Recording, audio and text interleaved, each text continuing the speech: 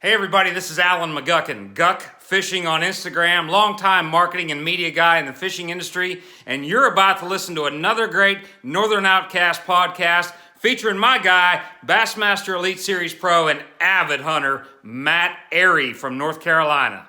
Welcome, boys and squirrels, to the Northern Outcast Outdoors podcast, The Outcast, your home for all things hunting, fishing, and ball busting related.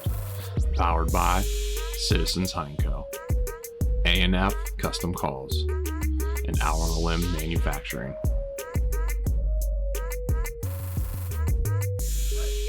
What is up, boys and squirrels? Welcome back for another one. We've been pretty excited about this one for the last 2 weeks, especially with the Classic, Bassmaster Classic wrapping up here. It was what a classic. Pretty spicy. Pretty spicy. For the real fishermen, at least. Yeah. So we don't want to waste his time, so we'll get him right on here. We got our boy straight from Shelby, North Carolina.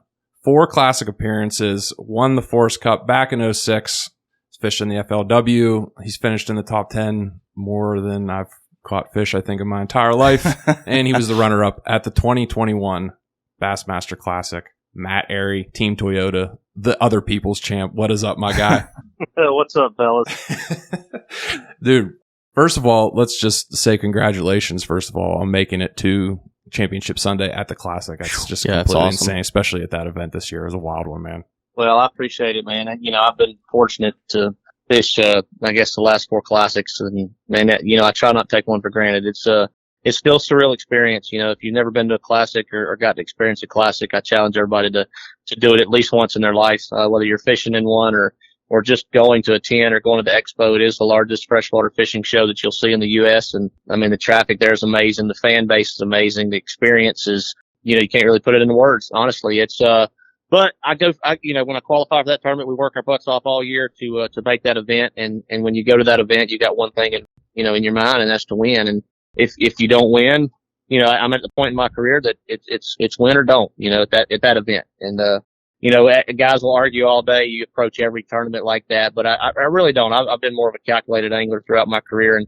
been fortunate to win a couple tour level events when I was with FLW. I have not won one since I've been with the elites. We've been close, but the Classic is the one where, points don't matter. You can take a little bit more risk. You can throw bigger baits, target bigger fish, whatever you want to say, but it's just a different tournament. It's a tournament where everything goes out the window except, the W, and that's what we're after. Oh, yeah, without a doubt. I mean, this year, too, they broke attendance records. This is the second time that they've broken those records in Knoxville, correct? Yeah. I believe the last elite event they had, they broke the attendance record for 6,500 people or something like that? Yeah, it was, this one was 100 so they broke it at the 2022 Bassmaster Classic in Greenville, and then this year they like 163,000 this year. So no shit. Wow. Yeah.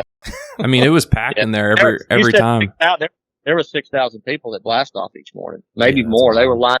That blast off scene was one to be. I mean, it was unreal. I mean, the feeling blasting off in the Classic one thing, but then to have fans lined up basically 3/4 of a mile down the river on the sidewalks and the riverfront there, right in front of Knoxville, downtown Knoxville was pretty cool, man. That's I had a lot of family and friends, a lot of support there, but I mean, you had a lot of people cheering for you when you go out each day, and that's a cool experience. It really, really is. I think Hackney was the one that said whenever I forget where he was at, if it was at the very end on Sunday, but he said about going down the river, everybody's cheering. He goes, I had to calm my ass down. He goes, that first bass, if they hit me in the first hour, he was about to take it on the chin or something like that. He was so jacked up. I believe those were his exact words. Yeah, that's something that you don't even see. Like for the first quarter mile, that's all the fans it's like overflow from the actual blast off scene or setting. But when we're going down the river, like for the first couple miles, there's several bends in the river, and you're still in pretty urban area, right? Just right there outside of Knoxville. So still people lining up on the banks and some of those river turns and things down there. There's a sandy flat out there. There's some people out there on the beach. There's people waving at people down the river for the first 5 miles. I mean, it's just super surreal, man. It's the bass fishing tournament of all tournaments. It is the Super Bowl of bass fishing, and once you make one and once you get as close as I did in 2021, you never want to miss another competitor. It's the one, I know I caught a piece of that on your social media, and you were blowing it up this entire past weekend with your story and everything. I was watching how they announce you as you go by on the boat. That almost gave me goosebumps. I couldn't imagine being on the other side of that with everybody cheering you on. That had to be something special for you.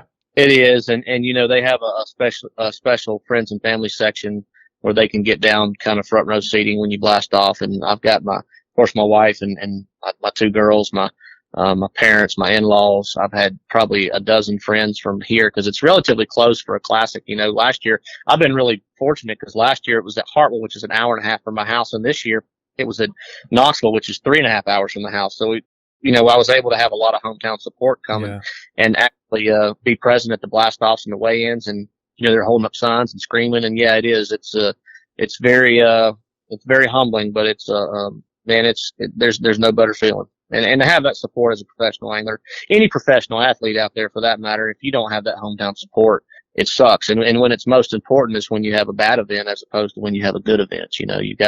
You still have those people to lean on and those people to support you. And my wife's at the forefront of that, Oh, that's awesome. This might be a stupid question, but is So yes. Is the classic something like the Super Bowl where they have it like planned where it's going to be years in advance? Is this something that they kind of pick as they go, or how do they decide where to have the classic event? Well, I'm gonna give you the blatantly honest answer first. It comes down to the almighty dollar. Okay, so these cities bid on getting Bassmaster Classics, but there's only a handful of facilities that will actually, hold a Bassmaster Classic Expo that can actually withstand 150,000 people showing up for a show and a weigh-in. So you have to have an arena, you've got to have it where the boats can drive in, and you've got to have a convention center nearby that can handle 250 vendors too. So that's number one. Number two, like I said, they're planned about 18 months in advance. They usually announce, like they've already announced the location of the 2024 Bassmaster Classic. It's going to be back in Tulsa, Oklahoma at Grand Lake. And that's, that they have the facilities to accommodate a Bassmaster Classic. Again, you see a lot of people in general public complaining about, they go to the same venues for classics every 4 years, this, that, and the other. But there literally are only a handful of areas that, number one, have a fishery to sustain it and to put on a decent show. Unfortunately, we were not at one of the better ones this past week.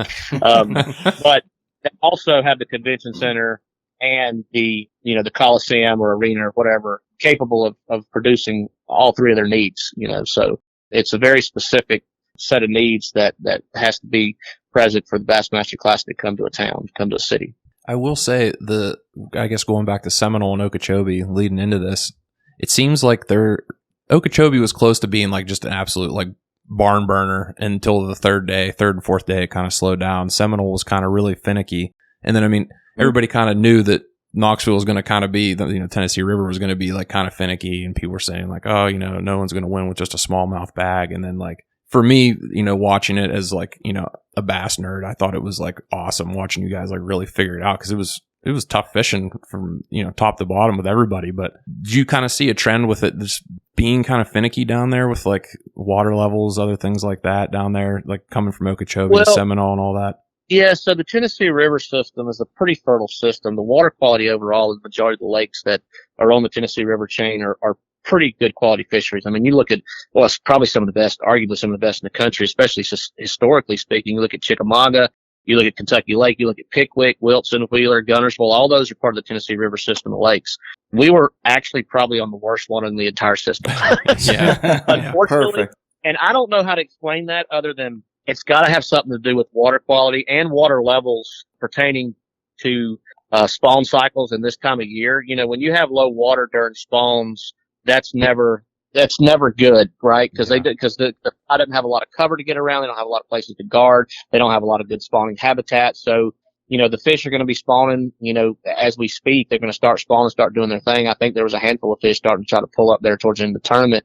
But that fishery just seems to lack overall numbers of fish, period. It's not like we were catching 50 non-keepers. I was catching 12 to 15 bass a day, might have 8 or 9 shorts and then 4 or 5 keepers if I was lucky. So, and we're there in March, right? Arguably the best fish in the southeastern region of the United States. So it's just not, the fishery's just not, I don't know why it doesn't produce, but it's got lots of good habitat, but it's got to have something to do with the water quality and the water levels. So fluctuating water during a spawn is never a good thing, and maybe they just don't have a good reproduction cycle or whatever. So Yeah, it seemed to be the common theme that people were talking about was like they were moving up but didn't know what the hell they wanted to do.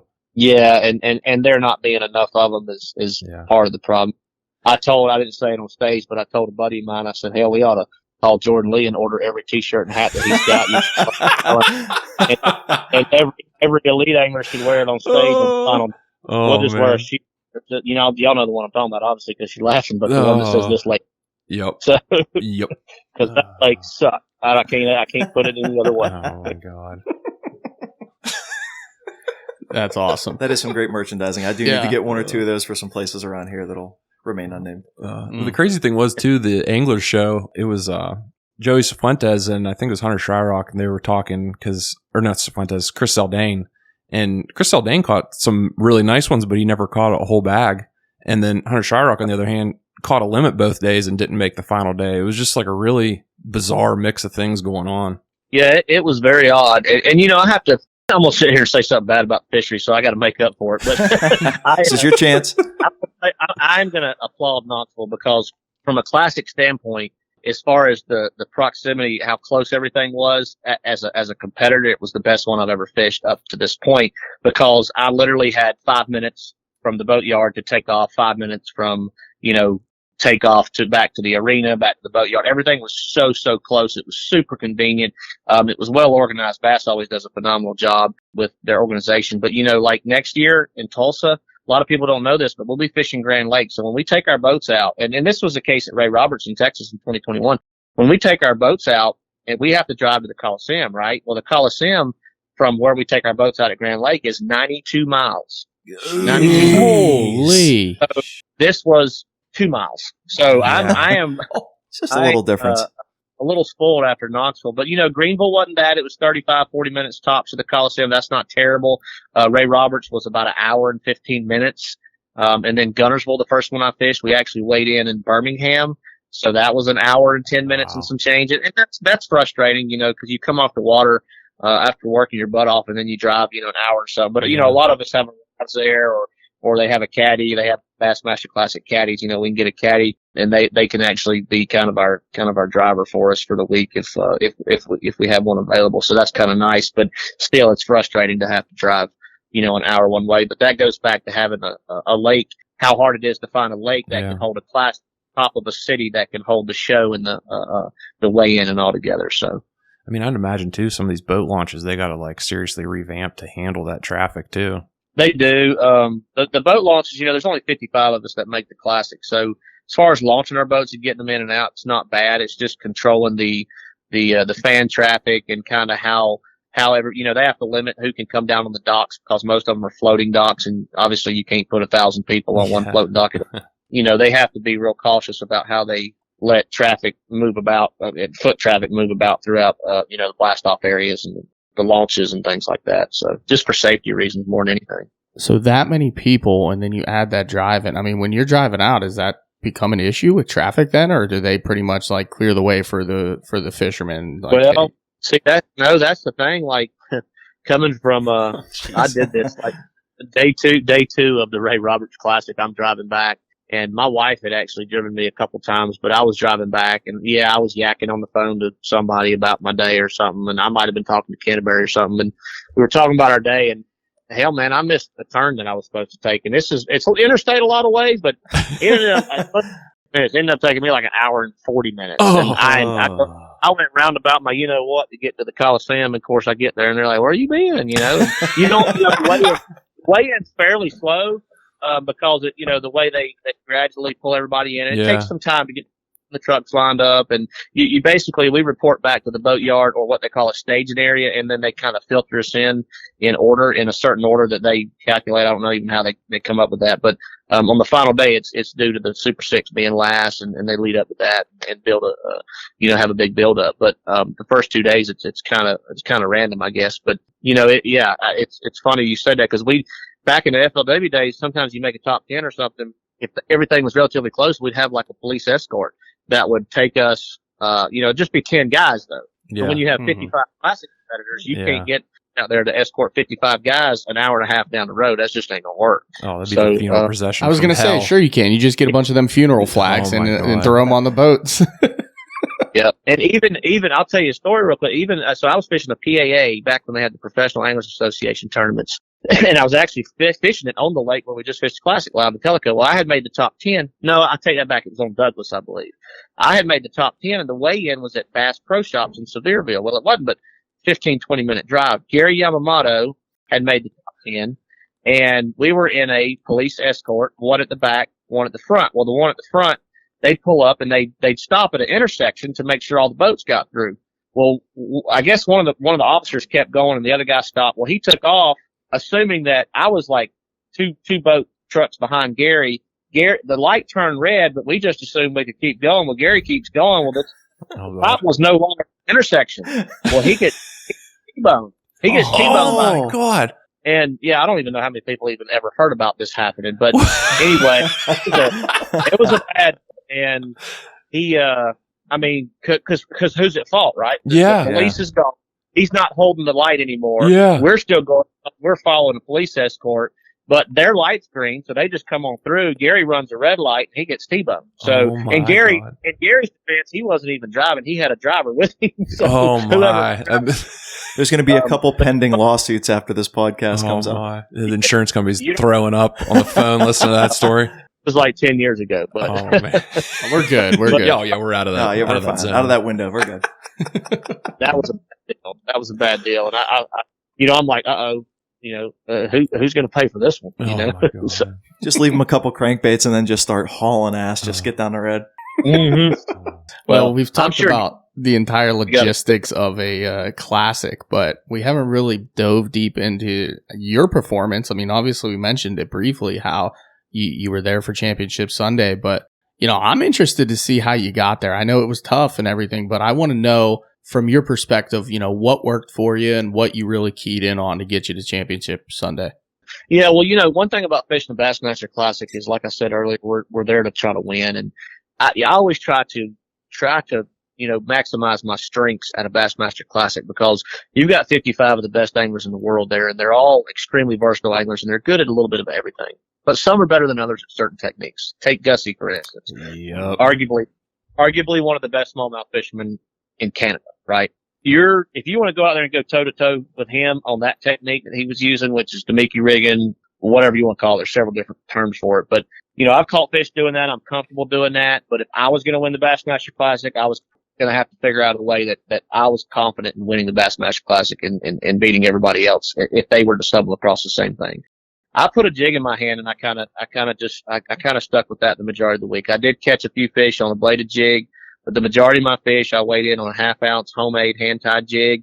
I was actually fishing Tellico the majority of the tournament. I would kind of had a milk run in Loudon, but I worked my way over to Tellico, which is ultimately where the tournament was won. I was fishing a little shallower, obviously not targeting the same fish Gussie was, but I was catching a mix of smallmouth and largemouth. I tried to stay main river channel because I wanted to have access to a big smallmouth if they were willing to play. You get back to some of the pockets and creeks. I did not think you could win that tournament solely on largemouth. Although it almost was, I felt like a guy who won was going to need either 100% smallmouth or a mixed bag. So, I kind of put myself in a position where I thought, I could potentially run into a few big smallmouth, but I was catching the majority of the largemouth. I was fishing shallow. I was fishing primarily shallow wood and docks, on Tellico, about 50 to 55 miles from takeoff roughly. So, cut back on my fishing time a little bit, but I felt like that's what I need to do. I took a little bit more of a risk and, try to put myself in position. I just never could connect with the right quality of fish to get in position to actually make a run at it. So we made it to day 3. That's great. Puts a little extra change in your pocket, but at the same time, you make it to day 3. I did take some more risks on day 3 trying to catch a 25-pound bag, which I don't even know if the 5 biggest bass in that day weigh 25 pounds. I tried to make a miracle happen, and it's a Bassmaster Classic. There's no points to lose there, so only places to gain. I made the cut in 22nd. Only 25 guys fished day 3. I was in 22nd place, so in my mind, there was only one place to try to finish, and that was first. And I knew I needed a miracle day to make that happen, so took some big risks and threw some bigger baits and kind of played around with some stuff on the final day, and obviously it didn't work out, but no regrets. Oh, for sure. I think that was the same story for a lot of guys, just going out there swinging for the fence. I know Matt Robertson was talking about, he goes, I've been throwing a big bait the whole time. I'm not going to stop, you know. And he ended up getting up, and he fished Sunday too, didn't he? He did. Yeah. He had a good tournament. I remember you were on stage and they like spilled a drink. Mercer said something to you about Roberts cleaning up. The look on your face was absolutely fucking priceless. You're like, Robertson? And I'm like, of all people, take him. That dude's something else. God bless him, though. God bless him. I've gotten to know Matt a little bit this year, a little bit more than last year. And he, he's a good dude. He really, really is. He's a good dude. He'll do anything for you. If you need something, he's there. The fans, kids, doesn't matter. He's there for the fans. He's not going to ever say no. You ask him for an autograph, picture, whatever. He's a good guy, man. And he's a heck of a fisherman. Sure. He's got some quirks, he's Robertson, but he's true to himself. I mean, I applaud that. He's the real deal, and he is a hell of an angler. He's a phenomenal fisherman. Obviously that's shown over the past year or so, and his time's coming. He's going to win a big event, and I do think he's in it for the long haul. I think people like him, I mean, he's kind of like the Happy Gilmore of the Elite Series right now, and I think it's great for like younger crowd.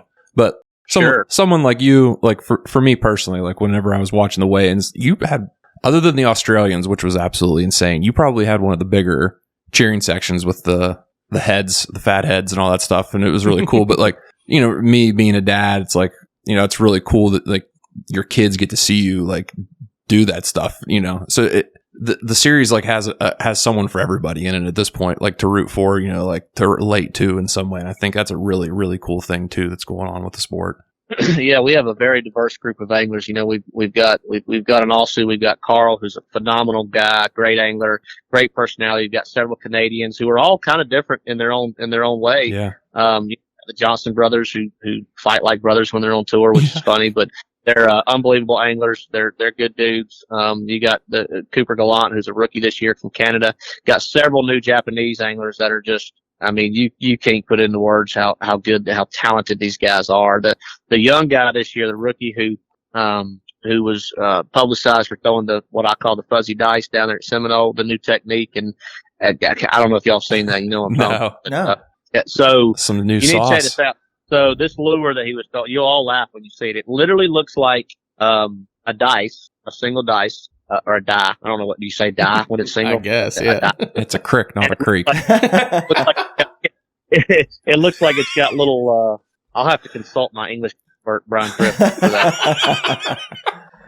It looks like a little single dice, whatever, with hairs coming out, like little pieces of rubber coming out of it, like hairs coming out of it. Yeah. It's the dumbest thing you've ever seen. So a hairy square is what you're telling me so far. A hairy square. Cube, if you will.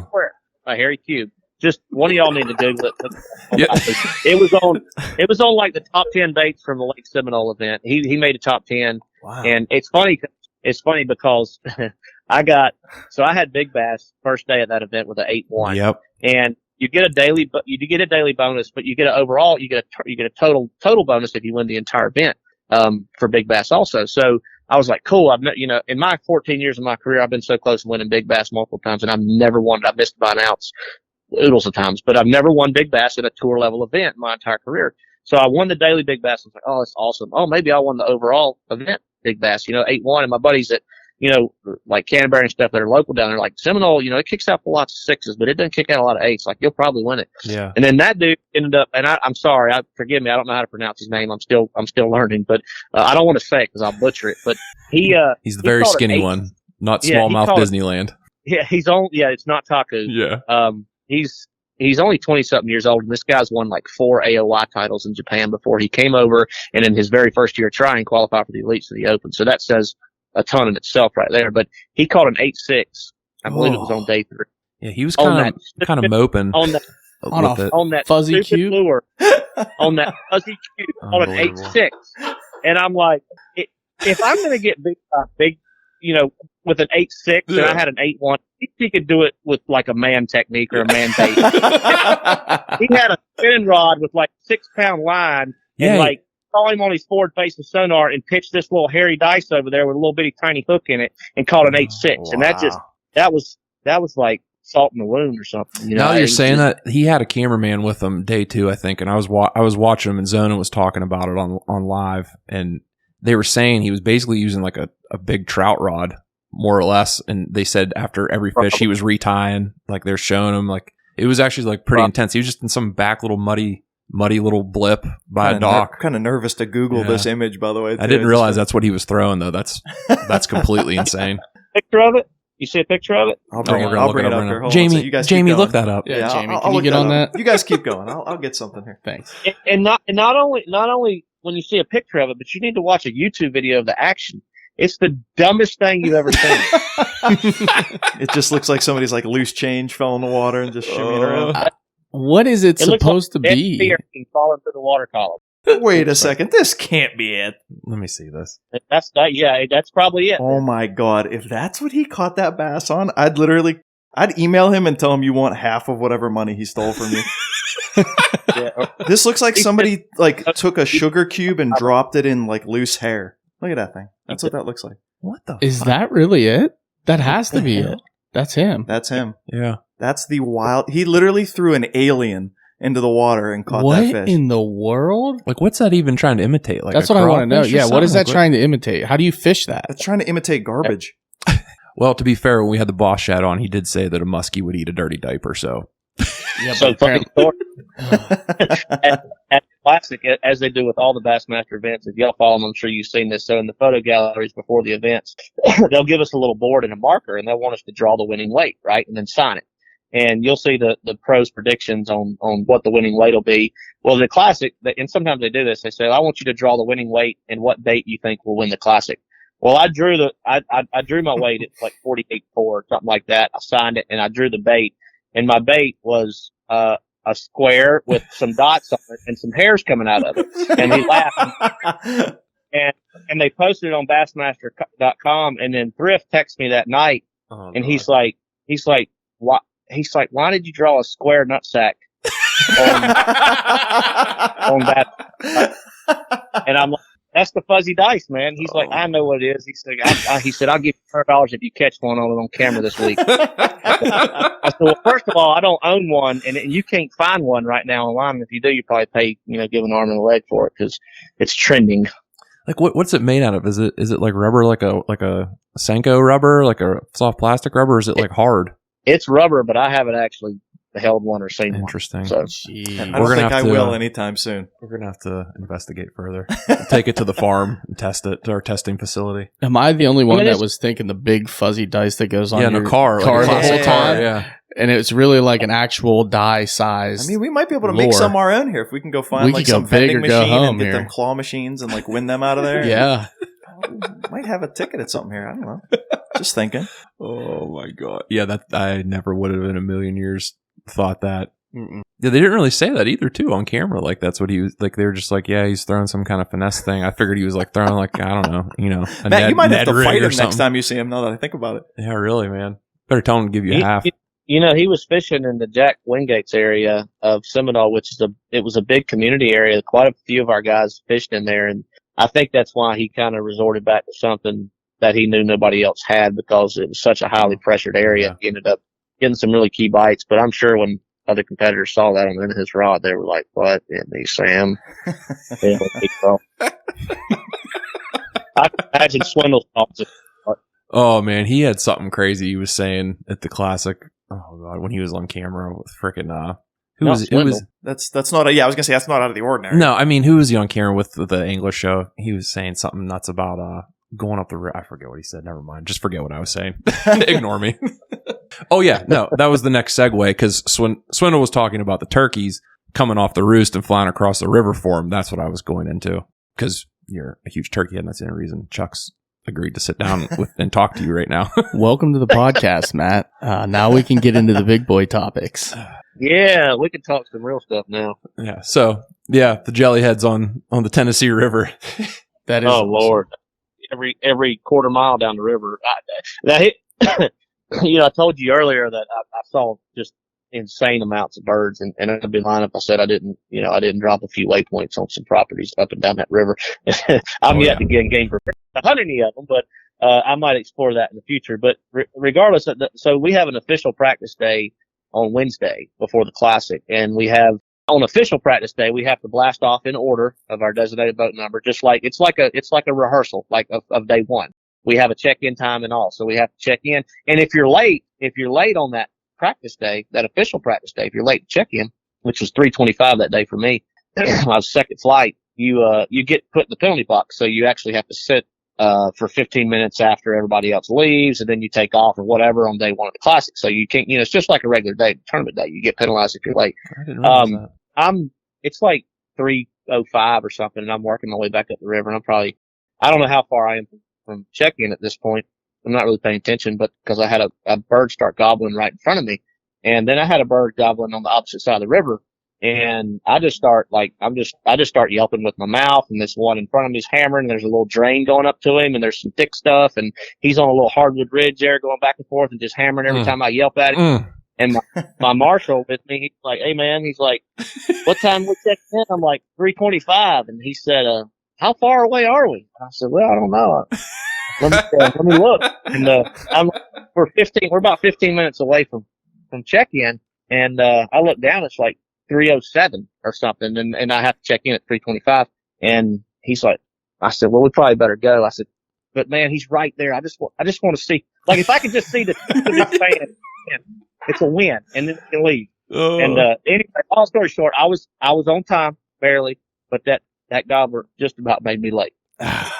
It's worth it. I mean, if you're going to be late for anything, that'd probably be the only thing that everybody generally probably like, Yeah, I get it. Makes sense. Well, it's like the addiction of turkey hunting. It's all about just seeing them, hearing them, shooting them's a bonus, right? But when you get to like witness them doing their thing and drumming and spitting and just putting on, just doing what they do. I mean, there is, oh man, there's no better adrenaline rush. Chuck can only get so hard, Matt. Oh my God, dude. It's unbelievable. I don't know if you heard that. Oh, there it is. Yep. I am just all about talking to the bird. Like, that is what I love about turkey hunting. It's the communication back and forth. When I went down to Florida recently, and the first bird that came in, I called this bird in, and I was with another guy, and he's from Florida, but he was set up that he was going to shoot the bird. And I called this bird in, just like you said. I mean, first he gobbles all on his own, and then I start calling to him, and he hammers like 3 consecutive times to my calling, and then I went quiet, and then I went soft, and then he didn't answer, and I was like, okay, so I went soft again, and he fired up at like 30 yards, and when I tell you, you could feel it, like it almost knocked the hat off my head when he gobbled, and then he starts spitting and drumming the whole way in. He's at like 15 yards spitting and drumming, and you could just feel the vibration through your chest. That moment, first morning out in Florida, that was like, there is no better high on this planet so you than remember that right there. Why you woke up at 3 a.m. That's right. Yeah. Go suffer. Yeah. To potentially, thunderstorms and everything else, which never happened. You're setting me up. Our South Carolina season opens this Saturday. North Carolina is the following Saturday. So I've got 2 openers coming up, and I'm Shelby's closer to South Carolina line. I've actually gotten a lease down there last year with some guys that I know, but I went and scouted after the season last year, and it's got some birds. It's probably going to be tough hunting, but I absolutely cannot wait. I probably won't sleep Friday night. I'm 42 years old and been turkey hunting all my life, and I'm key opener. It's hard for me to go to sleep. It really, really is. Oh, it's no different up here, man. You're in good company saying stuff. That's where like they've got me at currently. They got the hooks in me early with taking me out there and calling in birds close to me, and I'm like, what? Wait, they do what? And now it's just, I just can't wait to get out. There's something about the anticipation of your first gobble and your first gobbler that you work and off the limb, and there's just such a built up anticipation for that moment that you're getting. I get fired up even still after even hunting already, but like, I get fired up months in advance. It never ends. I mean, I just stay fired up until that moment. And, nothing worse than going out there and then not hearing anything. That's the worst. Yeah. I mean, I've had days you don't see a damn bird, but if they're talking to you, you're like, it's still pretty fucking cool. Yeah. Absolutely. That's tough hunting down there, though, Matt, from what I understand. I mean, the South Carolina bird is, in my book, and I've never hunted there personally, but from what I hear and what I've gathered, I'd put them in the top 3 most difficult states to kill a bird. And I've heard that consistently. North Carolina, I'm not so sure, but if you're south to almost South Carolina, I'd imagine you're hunting a pretty stubborn bird.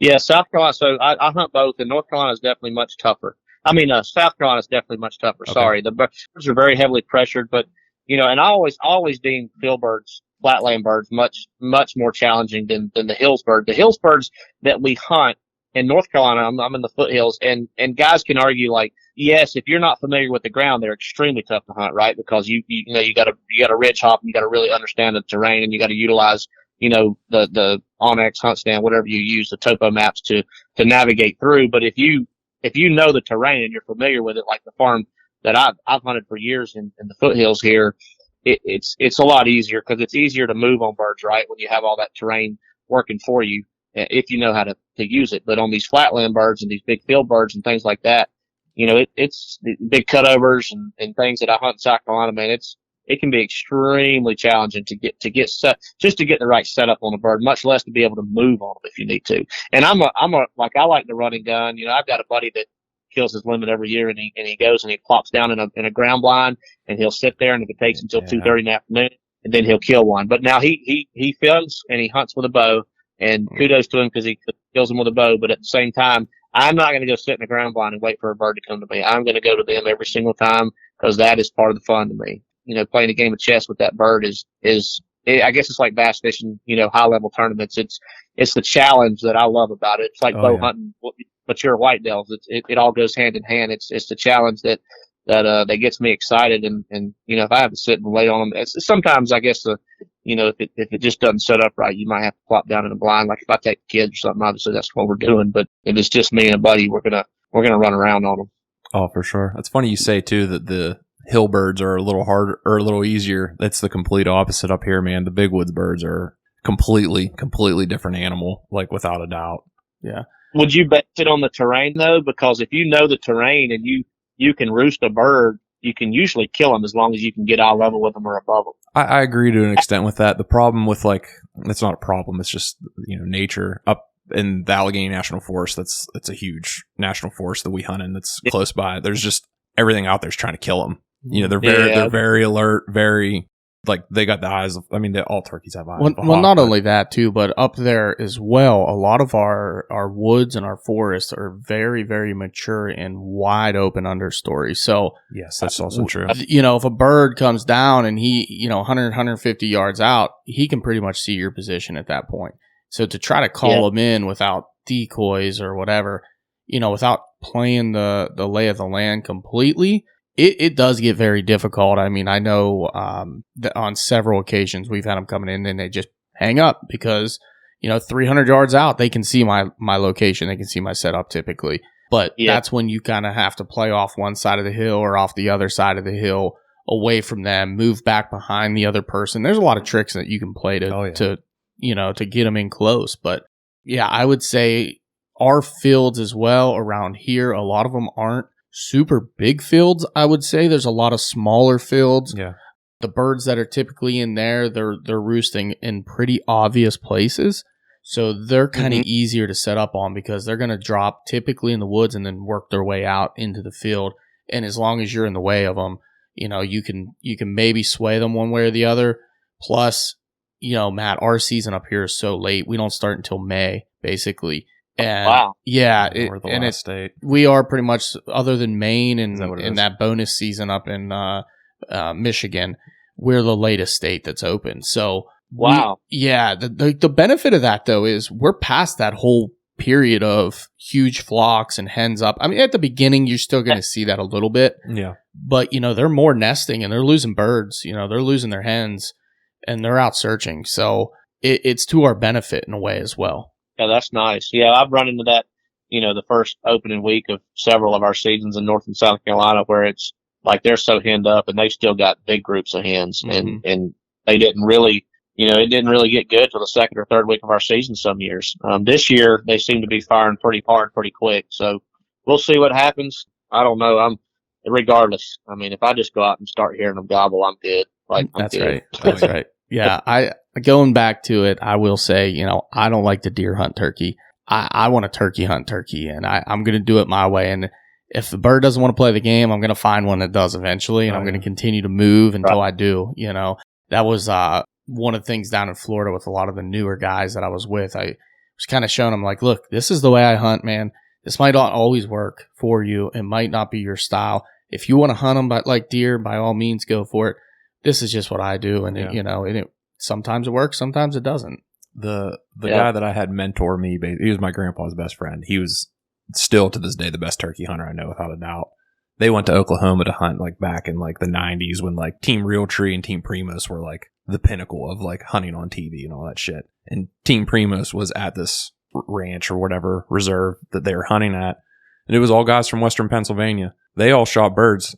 The guys from Primos left a day early because they didn't get a damn thing. And he always brags about that. Because he says, you're from Western PA and you can kill a bird up here, you can kill a bird in any damn state. And I think that kind of goes with like the toughness of, the birds up here. But the way we do it's like you said, we run and gun and, we're just not afraid to set up on them. Yeah. Yeah. And I think like you mentioned earlier, pushing the limits can get you in trouble sometimes, but man, that's the way we like to play the game. You win some, you lose some, right? But by God, we're going to go after them. I think your boy Scott Martin said it best. The tug is my drug. It goes for anything, man. The goblin. Oh yeah, tug on your heartstrings. It's all the same. Matt, I think right. I heard you chuckle there because it seems that saying it goes for a lot of states for the locals there. It's like, you especially think down south and in the tradition of turkey hunting and how deep rooted it is down south. The guys, it was funny, guys from Florida say the same thing. Guys from Mississippi say the same thing. If you can kill a bird here, you can kill a bird anywhere. It's hilarious. And I'm sure you hear that all the time, like in that South Carolina area.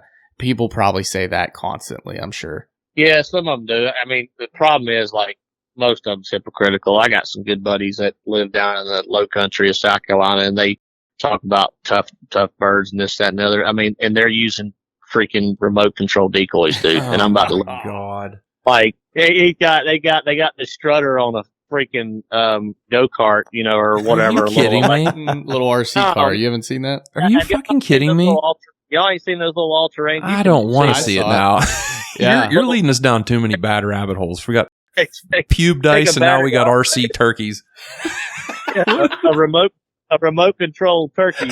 They sit out there to go across the field, and they're hunting big fields and stuff, and they go across the field and basically just piss that strutter off, and they just let him chase the remote control back across the field and blow his head off. So you gotta be kidding me. That'd be completely insane. Yeah, we can't. And those are the same guys that brag about how good their calling is and stuff. Oh my! Grandpa Gene would shoot that thing if he saw it in the field. Like shoot it and leave, no question. Oh God! I've never used a remote control decoy, but I have shot plenty of birds over decoys. Oh yeah, without a doubt. The RC thing, because I mean, PA, you're not allowed to use an electronic call or anything like that. No electronics, no reaping, no reaping. You're not allowed to do any of that up here. It's all totally illegal. Yeah, I mean, the most you can do is like you could probably tie a string to it and like pull on it side to side, and that might be like the closest you get to movement on your decoys. But I've seen people go as far as like literally tying decoys together and doing the remote on the hen and then the gobblers following the hen. Like that's how ridiculous it gets. I'll tell you what, the spinning with the hen, that was the last time I ever took a turkey or a hen decoy up the woods. When I had one of those old style ones that you put on the stake. I had one coming in and the wind blew and that thing spun around. Like did like a little whirly bird. That bird's like, hell no. And that was the last time I put a decoy up in the big woods. Yeah. Yeah, it took me a long time to learn, but spending money for good quality decoys is worth every penny. Amen to that. Amen to that. You're damn right. So you got any birds lined up? Have you been out in the mornings listening? You got anybody you're ready to go kill or what? Well, here's the thing. Like we talked about how addicting this sport is and how bad eat up, we all are with it. But this is how bad I am. So I got back from the Classic Monday. Today, what's today? Thursday? No, it's Wednesday. It's Wednesday. Yeah. Okay. Yeah. I got back from the Classic Monday, and the next morning I dropped the girls off at school, and I've got several properties in the area that I have permission to hunt, and I scouted all those properties before lunchtime as soon as I dropped the girls off at school on Tuesday. And I've got several birds found and lined up. I don't know which ones. My best friend and I will hunt the North Carolina. This is North Carolina. We'll hunt the North Carolina opener together on April 8th, and we've got one little spot that's got a good group of longbeards on it. Actually, they were a group of jakes last year, and he's only killed 2 birds before, if we can get the group to come in, we can double up together, which would be awesome. So we'll probably hit that spot, but I've got several other lined up that are, the problem is they're still like one of them got a big strutter down the road here. It's got another subordinate with him and several jakes, and he's with like 15 hens. He's roosting the same spot every day, but I've got him pegged pretty good, but it still take a little work to kill him. So to answer your question, yeah, I've got several lined up now. Whether I kill him or not, it's a different ball game. Y'all know that. But South Carolina, that lease that I got in, it's about 800 acres, and I have not been down to it since I scouted it after turkey season last year. So I'm actually going to go Friday as soon as I drop the girls off to school. I'm almost just 45 minutes from the house here. I'm going to shoot down there and do a little scouting. Saturday morning forecast not looking good. It's supposed to rain until about 10 a.m. and then clear out. And hopefully when it clears out, problem is the wind's supposed to blow 15 to 20 when it clears out. So, not ideal turkey hunting weather, but it's open today, and I'll be damned if I'm going to be sitting at the house. So, well, look at the bright side. It's snowing up here right now. It's miserable here right now. Yeah, we had that at the Classic on one of our three pre-practice days, and then tournament time is 75. So maybe next March 75 on y'all. We had last year was the first year it didn't snow. The first opening week. The 3 years prior up here, May 1st, it freaking snowed. It did for West Virginia. It was a blizzard in West Virginia in the opener. It was terrible. It was like 20 degrees. Dude, it snowed on us. It rained on us. I think there was hail at one point. That was miserable, and we killed a bird. So, I mean, I'm a big fan of those off-weather days. It's the wind that I don't like. When that wind picks up, that sucks for turkey hunting. Yeah, I hate the wind. And I could not fathom, like, being from the Carolinas, and I've hunted Tennessee and North and South Carolina, the only 3 states I've really turkey hunted, but I couldn't fathom turkey hunting in snow. I guess y'all used to it, though. It's different, especially May 1st. And actually, we were talking about that, too, a couple months ago. We fished a fishing tournament up here on one of the few lakes up here, and it freaking snowed May 1st that year. It was like 4 years in a row we got snow May 1st, which is like completely insane. Not just a little bit of snow either. Like, I think the one year you shot yours in the snow, didn't you? I did. I shot the one in the snow. It was like, it was either opening day or the day out. I think it was opening day. I think it might have been the second weekend, because I remember I was like, you were trying to talk me into coming with you, and I was like too proud because me and Jeff went out, and then that's whenever like it was not a good day. We won't repeat that story, but yeah, you ended up shooting yours in the snow. That one, yeah, yep, yeah. It's wild. We don't typically see that kind of stuff up here, but it has been more prevalent as of late for whatever reason. Yeah. We get shitty weather. We get good weather. Like we've had one of the most mild winters of record this year. Get hammered in a month. And I just figure whenever turkey season, we'll probably get 10 inches. That's how it'll work, Matt. Yeah, that's the way it goes. That's wild, man. But good luck to you, man. I really hope you get on them. I know that's tough conditions, and but at the end of the day, I'm sure you'll just be happy to be back up against a tree somewhere and hopefully listening some gobbles play their game. And man, it's got me fired up. Oh yeah, we got another month to wait for ours. So we're heading out west to South Dakota. We're under a month now. Is it buddy. under a month now? Yeah. We'll be a little too far north of Santee for you to come up and join us, because I think it's the same weekend. I would. It's funny because South Carolina. I told you I got some buddies down there in the Low Country in the eastern part of the state, and we have a Lake Murray event. And then we swing over to the coast and hit Santee. And I'm trying to figure out, like, if I don't make the cut at Murray, where I can meet up with buddies and get a turn. And because I killed a bird in Tennessee last year with my buddy Jason, because when I went to Chickamauga, Jason Heathcote, the guy I was talking about earlier before we got on here, I had an off day at Chickamauga, so we practiced Sunday, Monday, Tuesday. Wednesday was our off day. Tournament started Thursday. Well, Wednesday on our off day, that's our rigging day, our prep day, and our meeting and registration and whatnot. And I had set up to go with Jason, and Jason and I went that morning on our off day, and I killed a bird with him in Tennessee. And long story short, we should have doubled. He actually ended up missing one later that later that morning. But so anytime I can try to slide one in, I'm gonna do it. Just living the dream, brother. You're just living the damn dream. If we make the top 10 at Murray, then we won't have that opportunity, which that's the goal. But at the same time, if we don't, we'll be trying to line up a turkey nut someplace for a day. I don't know. If I see some fish getting off the line, I'll know what's going on. I'll be like, he's got a bird on. Yeah, I'm gonna start sending some emails like, hey, you better get a cameraman on that boy's boat. We need to keep an eye on his ass. If we see him pull out a bag of that hairy dice, we'll know that he's trying to do something weird to kind of get off the lake. Cutting the barbs off all of his hooks.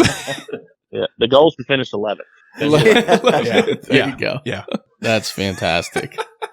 Oh man. Well, we're definitely getting up there on time. We want to be respectful of your time, Matt. I can't thank you enough, and thank you for switching this conversation to hunting for a little bit there. Come on now. As much as I love watching you fish, I knew you wouldn't mind talking a little turkey hunting as well. Yeah, absolutely. I mentioned earlier we have a podcast Brian Thrift and I host. It's called Let's Talk Fish. We do it live on YouTube on Tuesday nights at 7. But the majority of our fan base, which we have a lot of live viewers on at the time, and if I get the going chasing a deer hunting story or a turkey hunting story, I get comments thrown at me ASAP that says this is not a hunt show, this is a fishing. Oh, well, listen. You ever get that shit? You just give us a call. You can come on here. Yeah. And we'll come clear out the chat board. Don't worry about it. You just let us know. We'll come in there, big bodying.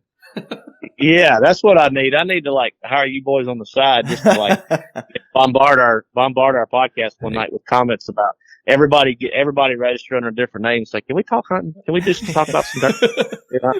I ain't scared. Just fishing. That's fantastic, Perfect. Matt. I actually had one more question for you, Okay. Matt. This has been bugging me actually because I was texting Guck to see if he could give me the scoopy scoop on this. On the Bassmaster website, it says that you played professional paintball at one point. Is that true? Wow. Well, so yes. So let me when ask you the other thing. What teams did you play for? Because there's probably a good chance me and you walked past each other years ago and never even realized it. The same team. I played for the same team for several years. It was the Manus Factory team. Okay. We played. Let's see. We won. I did not go to this tournament. They won the Chicago Open one year, and they won the Skyball. They won Skyball in Toronto one year. Now the level that they played at. So I played from about age 16 to probably age 20, I'm guessing. And when I say professional paintball, so it's not like professional fishing. So basically we got to travel. I got to play the tournaments. We got our gear provided. We got our expenses paid. But if we won a tournament, anything that we won, we never saw a penny. We didn't get paid to play. It wasn't anything like that. Okay. So, No, it was not a glorious sport. I do remember all of those days. yeah, I played in the World Cup in Orlando, out in Vegas, played in LA Open, played in Philly, can't remember what the Philadelphia tournament was. It was all air ball. It was all the inflatable bunker stuff. Was it 10-man or was it X-ball? You played 10-man. And 5-man. So I think Skyball was 5-man. Now I was not at that tournament, but they managed to actually end up winning that event. My brother was on that team. My younger brother played on the team also. He was on that team that actually ended up winning Skyball. And I'd be lying if I said I remember what year that was. I want to think it was like around 03 or 04. Yeah, they're somewhere in there. right? Yeah, because Smart Parts in Pittsburgh. I mean, that's what I did for quite a few years down there. Yeah. Okay. Very like cool, the All-American man. Paintball Park. What's his face? Rick from Miami Effect had a shop in Pittsburgh, Punisher Paintball. Yep. So I mean, we were around those dudes for forever. Bob Fox, that crazy lunatic, if you remember him from back in the day, he was always hanging around our stuff. Yeah, I used to drill with some of the boys from Trauma. It was originally Trauma, and they ended up when they formed their pro level team. See, we were right below the pro level. There was only D3, D2. A handful of professional teams. The city teams like the San Diego Dynasty. Yeah, they were the goats forever. They still are. Yeah, I would say. Are they still together? I haven't even followed paintball in years. Ryan Greenspan is still on that team, and they they won the World Cup last year. Wow, so they're still a dynasty. Yeah, in the truest form. Yeah, total nerd moment. But I saw that and I went, no shit. But that's awesome. Yeah, fun fact. Small world. Yeah, not to go another tangent, but. Yeah, no, we won't chase paintball. We might really get yelled at for that. Oh yeah. They'll be in our comments about that one. I'm a big fan of paintball, so I'm all about it. Yeah, huge fan. Well, Matt, where can we find all of your stuff? I know you talked about your podcast, but if you want to list your socials, any shout outs, anything else?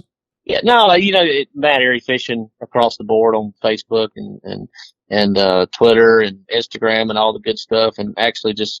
Unfortunately, had to recently start dabbling in TikTok, which I'm still a little bit we'll pray for concerned. You. I like it. Use it before they ban it. Well, I'm like whatever. I posted 6 videos or something, but I'd be lying if I said it's like, gosh, I see that, man. it's a comedy. It depends on what trends in your feed, right? What you like to follow, but it's a 24/7 comedy show. If I go to TikTok and start looking at stuff, it's all like funny turkey hunting videos and things like that, like, the little memes and stuff for turkey season and hunting and bass fishing. So that's pretty much my whole feed. So some funny stuff on there. But yeah, our podcast, we've been doing it several years now. We, it's all the podcast platforms. It's called Let's Talk Fish.